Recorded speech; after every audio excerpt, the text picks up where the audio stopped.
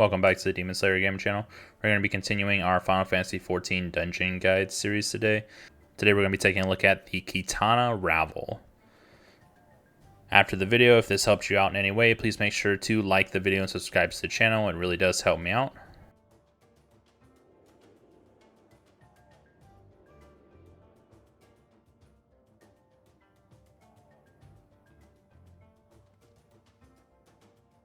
For the first area, the Ronkin Dreamer will stay in the middle of the platform, so you don't need to worry about positioning.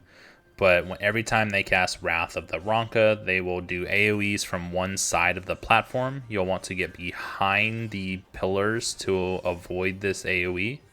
Depending on which side she summons the AoE, then you'll want to position yourself accordingly on that side, on the opposite side of the pillar. Ronkin Abyss will be a circular AoE that you'll just want to move out of. And Ronkin Fire will be a large tank damaging ability that you'll just need to heal through.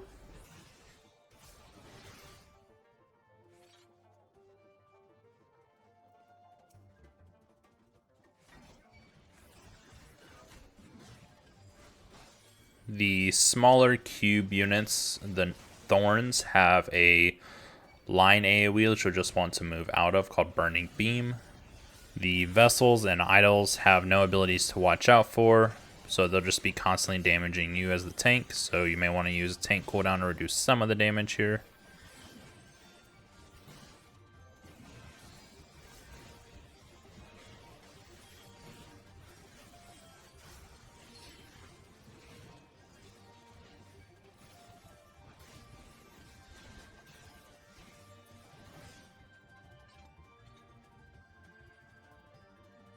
For the second Dreamer, she'll no longer summon AoEs from only one side, so you'll need to watch which side each of the lines is going towards and position yourself on the appropriate side to avoid the AoE.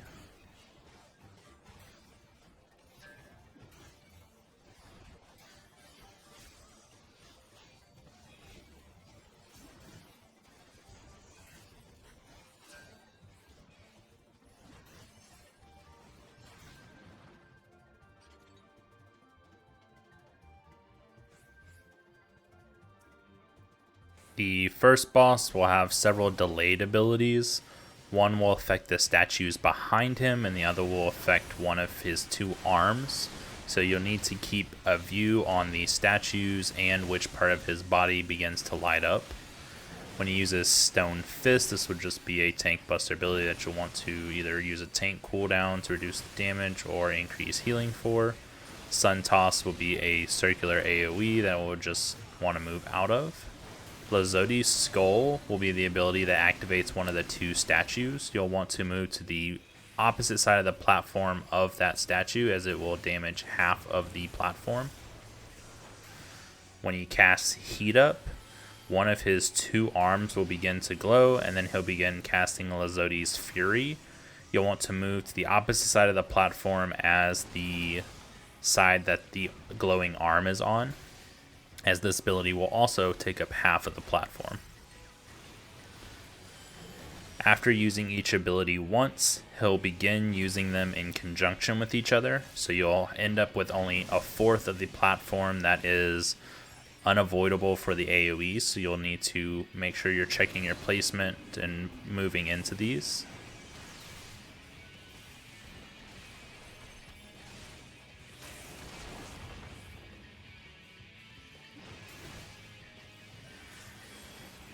He'll begin using Sun Toss multiple times in quick succession, so just make sure to move out of the circular AoE.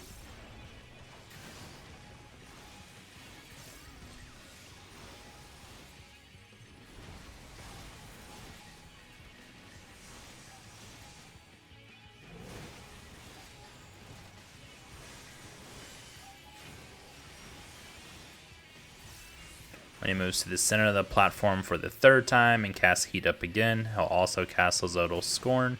So make sure you're checking which of the idols is going to use his attack, along with which side that his arm is on. And that way you can position yourself correctly. He'll begin just rotating his abilities for the rest of the fight, using multiple Sun Tosses, Stone Fist, or his Heat Up and Lazodal's Fury abilities.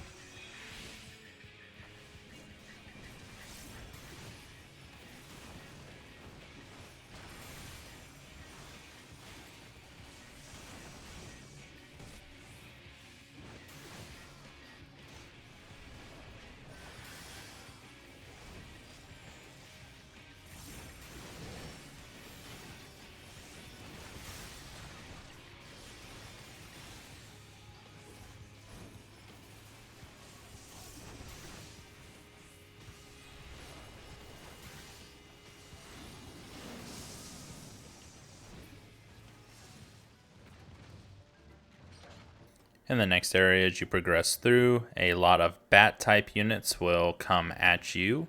So you'll want to make sure to pick these up. It'll probably take several hits as they don't come in one large group.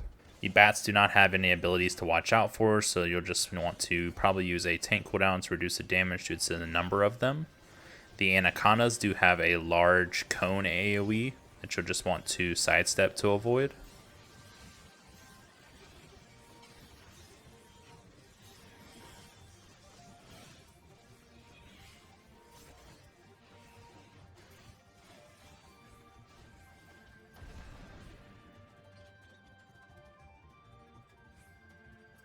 Proceeding into the next area, you'll again end up having to deal with a large bat group that comes at you halfway through the hall.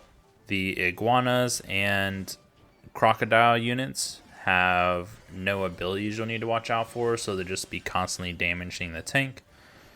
So those combined with the sheer number of bats, this is a good time to do as much healing as possible, along with using a few tank cooldowns. You'll want to use as much AoE as you can to try and kill the bats before the tank cooldowns wear off.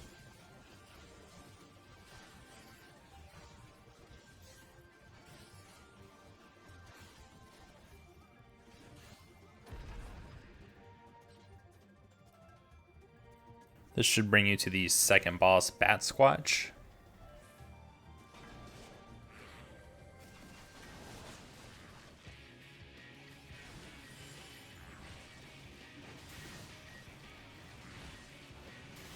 Ripper Fang will be a tank buster ability that you'll just want to either use a tank cooldown for or a healer's node to increase healing during this time. Soundwave will be party-wide damage that would need to be healed through.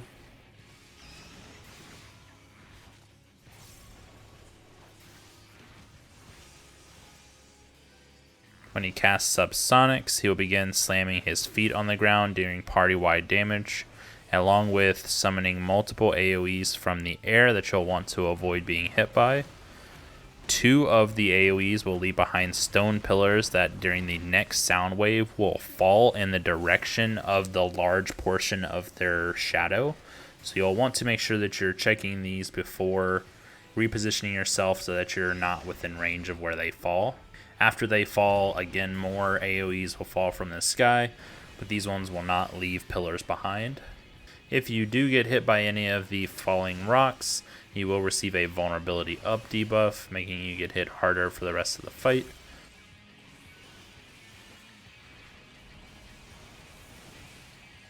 When you cast Subsonic for the second time, it will summon 3 large stone pillars.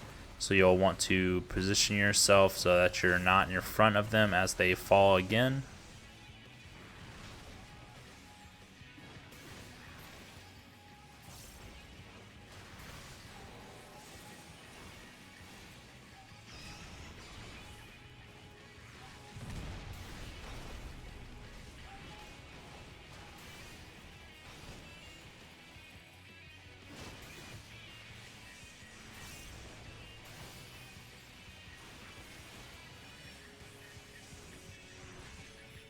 The third casting of Subsonic will only summon 2 of the stone pillars, so it's a little bit easier to dodge.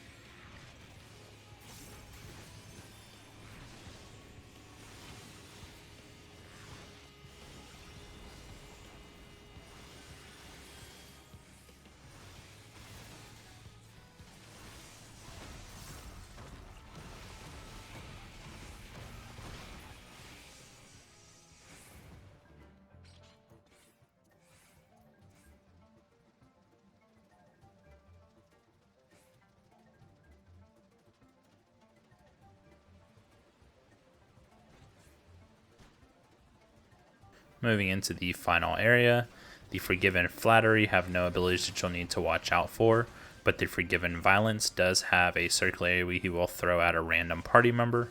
You'll just want to move out of this. While progressing through here, there will also be Forgiven Violences that are outside of the regular area that you will not be able to target. That will throw their AoEs at random party members if you are close enough. So you can position yourself to be away from these. The Echo of Qitana, when it gets low on HP, will begin to cast Self-Destruct. You'll just need to move out of this and allow it to explode. After killing the first groups, 2 of the Forgiven Violence will knock down the wall, allowing you to proceed on. In this area, there will be many more Forgiven Violences around the platform throwing AoEs, so you'll constantly be moving to avoid these circular AoEs.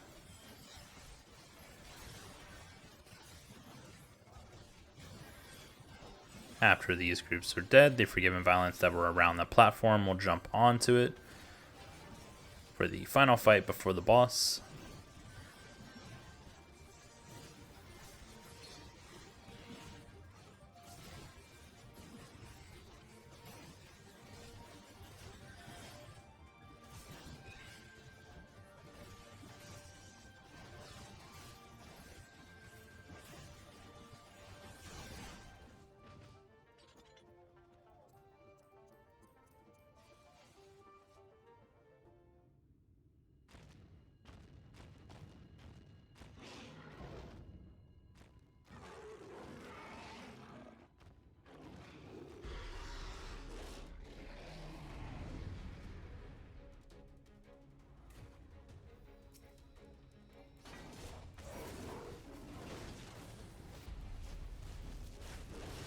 For the final boss, when he casts Rend, this will be a tank buster ability that you'll want to just use a tank cooldown for to reduce the damage. Hound out of Heaven will link them to 1 party member. This party member will want to move as far away from the boss as possible to reduce the amount of damage they take and prevent the vulnerability up debuff from applying. Glossolalia will be party-wide damage that will just need to be healed through. Viper Poison will summon several circular AoEs on the platform that will leave residual poison pools. The boss will then jump to the opposite side of the platform and cast Inhale, which will pull everyone towards him, and then followed by Heaving Breath, which will push everyone away. After the Inhale, you'll want to position yourself so that Heaving Breath will not push you into the poison AoEs.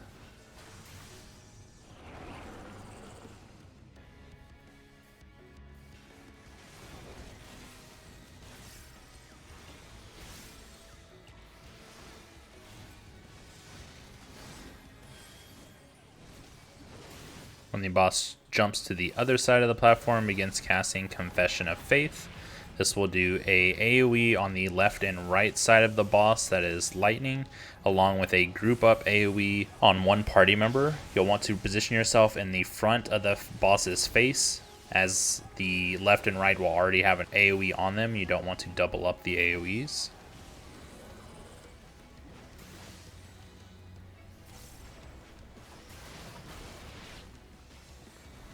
Viper Poison will now start summoning 1 poison AoE on top of a party member along with the already predetermined ones. So you'll want to make sure that you're dropping this close to the other AoEs so that there's still an open path that you can be pushed back from with Heavy Breath.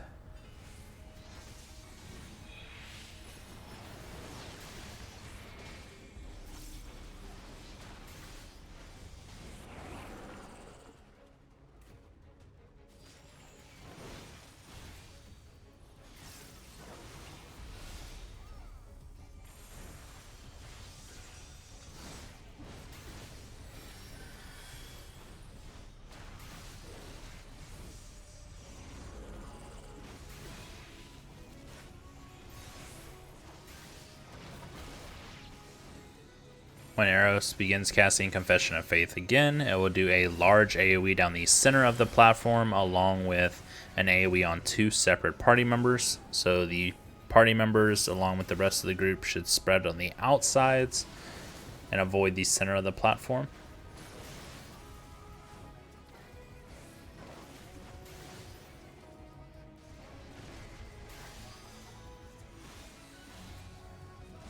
After this, you'll begin casting Glossolalia in succession with each other, so you'll need to do a lot of AoE healing at this time.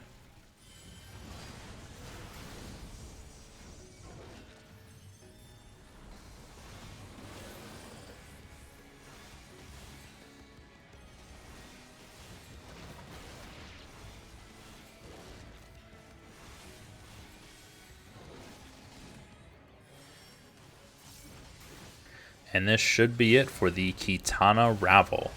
I hope this helped everyone out. If it did, please make sure to like the video, subscribe to the channel. It really does help me out as a creator, and I will catch you on the next one.